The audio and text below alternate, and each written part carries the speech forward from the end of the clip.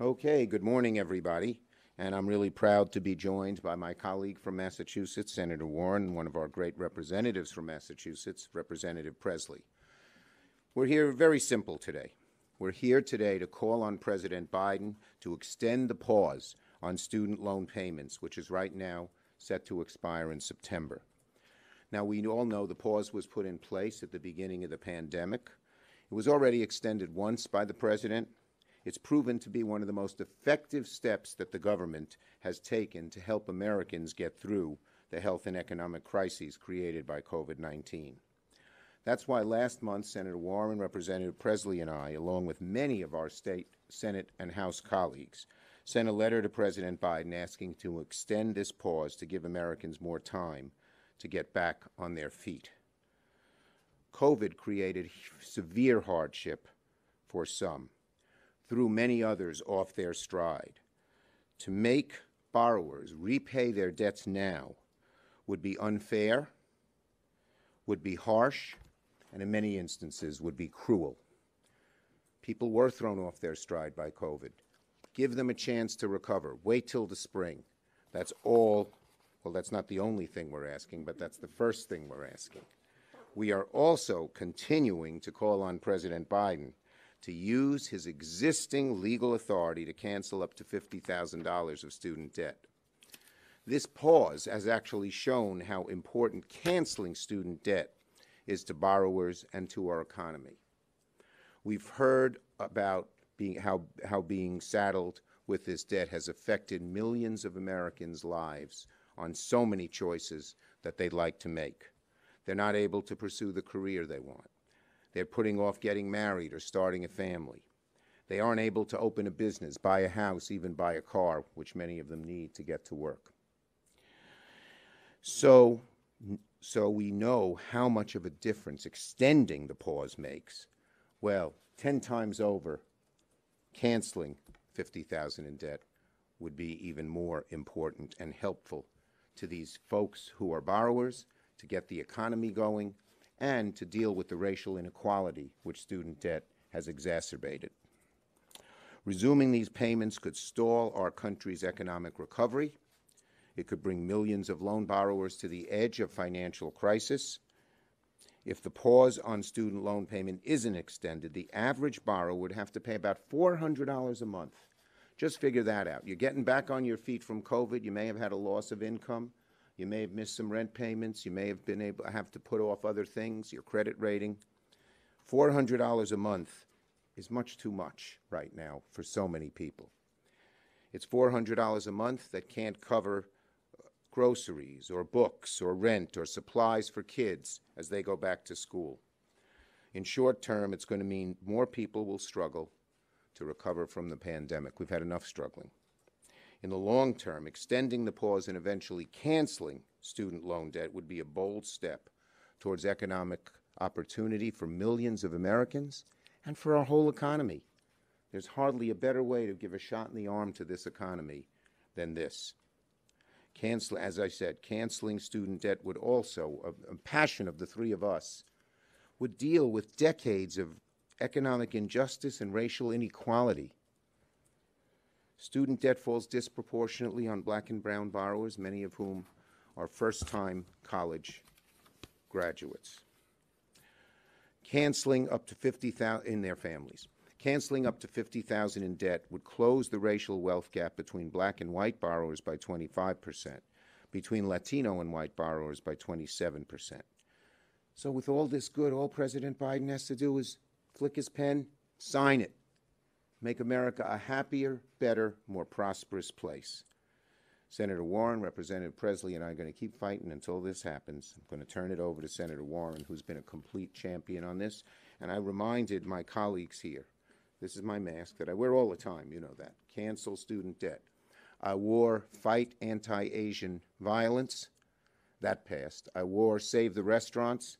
That passed. I wore save the stages. That passed. We hope to have the same karma today. Well, thank you, Mr. Leader. It is a real privilege to be here with two such terrific partners in this fight. Tick tock, tick tock. Over 30 million Americans will have a bill coming due in about 2 months. The payment pause is running out on student loan debt payments. The size of these payments for many borrowers is the size of their rent, their car payments, groceries, child care. That's going to put a lot of people making hard choices. Do they pay the student loan debt, or do they keep up with their car payments? Do they pay the student loan debt, or do they keep up with their child care?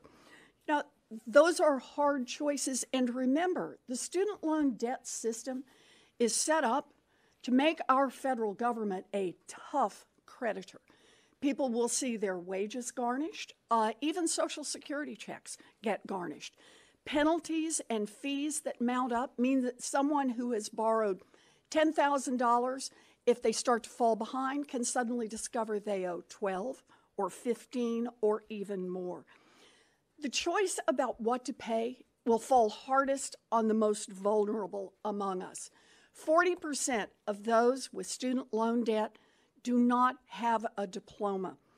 The majority of Black borrowers do not have a diploma. They are paying for college on a high school graduate's wages. Seniors, people who are unemployed, will also be put to hard choices. Pew recently did a study and determined that about 2/3 of borrowers are not ready for payments to resume, that they will find it difficult to manage their debts. These people live with a sword hanging over their heads, and every day that goes by, that sword draws a little closer. This is a matter of economic justice. It is a matter of racial justice. The President of the United States can remove this sword. The President can prevent this pain. The President can cancel $50,000 in student loan debt. He can wipe out all debt for about 36 million Americans, that's 85% of borrowers, and make life a whole lot easier for the remaining 15%. So we're here today to say, tick-tock, tick-tock, Mr. President. Millions of Americans ask you now to pick up a pen and cancel student loan debt, to pick up a pen and extend the payment pause, to pick up a pen and make their lives better. Thank you. And with that, I yield to my partner from Massachusetts, Congresswoman Pressley. Ayanna? Thank you. Indeed. Tick-tock, pick up the pen. Thank you, everyone, for joining us here today, and to my colleagues, Senate Majority Leader Schumer, Senator Warren, grateful for your close partnership as we work to deliver robust, long overdue relief to the millions of student loan borrowers across our country. As policymakers, we have a duty to do everything in our power to fundamentally improve the lives of the people we represent. Now, even before this pandemic hit, this was a $1.7 trillion student debt crisis. $1.7 trillion. That's a lot of people crushed and burdened. Millions of borrowers across the country with student debt. People like the grandmother who is still paying off her student loans on a fixed income. Like the new parent struggling to manage the skyrocketing costs of childcare, rent, and her student loan payments. Or the teacher who fears losing his teaching license because he can't come up with that monthly student loan payment, not even the minimum. And the disproportionate impact of the student debt crisis has weighed heaviest on Black and brown borrowers in the Massachusetts 7th and across the country, who, due to generations of what I would characterize as precise, intentional policy violence, have been forced to take on higher rates of student debt for just a chance, the same degree, as our white peers. President Biden has an opportunity and a responsibility to address the hurt and harm these communities are feeling by using his executive authority to cancel $50,000 in federal student loan debt. Doing so is one of the most effective ways he can provide sweeping relief to millions of families while helping to reduce the racial wealth gap and lay the groundwork for a truly just, equitable, and long-term recovery. This is a crisis created through policy decisions. We have a responsibility to address it head on.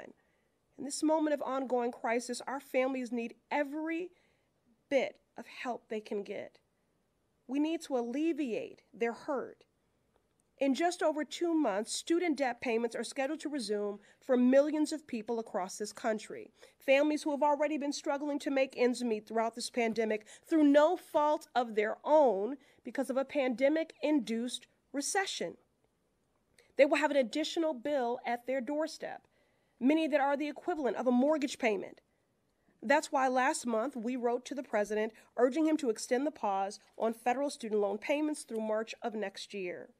Extending this critical payment pause will provide a crucial additional layer of protections for the millions of borrowers, disproportionately women and people of color, who currently face a disastrous financial cliff at the end of September. It doesn't have to be this way. Canceling student debt is sound economic policy that will allow the average borrower to put hundreds of dollars a month towards paying for rent, buying groceries, purchasing diapers, baby formula, and other essential goods. Earlier this month, we saw reports that officials at the Education Department support extending this payment. They support extending this payment pause, so we urge President Biden to act with urgency. Failure to act would be unconscionable. It would undermine our economic recovery and only exacerbate the hurt and harm student borrowers are experiencing. But make no mistake, as we continue the work of building a just and equitable recovery from the current economic crisis, broad-based, across the board, and permanent, student debt cancellation must remain front and center. The people, including the broad and diverse coalition that elected President Biden, demand, deserve, and require nothing less. Let's get this done. I want to thank both of my colleagues. We'll take questions on this subject. We're not taking other subjects. Go ahead, DeBois. Senator, you're asking for executive action today. Yes. But you're also proposing legislative action to create free community college, expand Pell Grants, all of that in the reconciliation bill. Right now, that process is bogged down because the bipartisan process is bogged down. Only this, I'm going to answer go ahead. I'm sorry to meet. When does it become time to say enough of that process? I'm going to speak later after our lunch, but we're making good progress on both tracks. Yes. This is not the first time that you all have presented this, and I'm just curious what your most current conversations with the Biden administration on this topic have looked like. Has his position migrated at all? I believe that they are understanding every week how important this is for the economy, for the people of America. Yes, I think we've made progress. In fact, some of the arguments that they used to make, they no longer make. One is it'll get taxed. We took care of that in the ARP bill. Another is they don't have the legal authority. We don't hear much of that anymore because we think they do. So we're making progress, and si se puede. We're going to keep at it. If any of you want to join in, feel free. Yes. So to piggyback off of that question, you've held press events asking for President Biden to pick up the pen and cancel $50,000 student loan debt. You've held other events. What's different right now? Is there something else you can be doing to push President Biden? It gets worse and worse, but we have this cancellation coming up that we need him to do. You know, this idea of extending the moratorium, and we think once he thinks of extending the moratorium, the very same reasons to extend the moratorium are reasons to cancel debt. Right. Did you want to use I was just going to say, your question's a good question. What's different right now is that we're 2 months away from payments restarting for more than 30 million Americans. That's a real on-the-ground impact for families that are struggling. The president can avoid that, and that's important both family by family, but also for our economy. So we're staring down a deadline, not of our making, but the president's making. And we're asking that the payment pause be extended, but more critically, we are asking that he go ahead and cancel student loan debt. Remember, he has the power to extend the payment pause. We know that because he's done it. And that same power is his to cancel student loan debt. to can do one, he can do the And other. I would just add, these crises are layered. And so, as we see what is happening with the Delta variant, and we have not seen, we're fighting for, I certainly have been to extend the eviction moratorium as well. People have to remain safely housed. They should not be trying to decide between paying a student loan bill or whether or not they should be paying rent to remain safely housed while we are still in the midst of a pandemic. And might I also add on the racial justice components, because those have been challenged.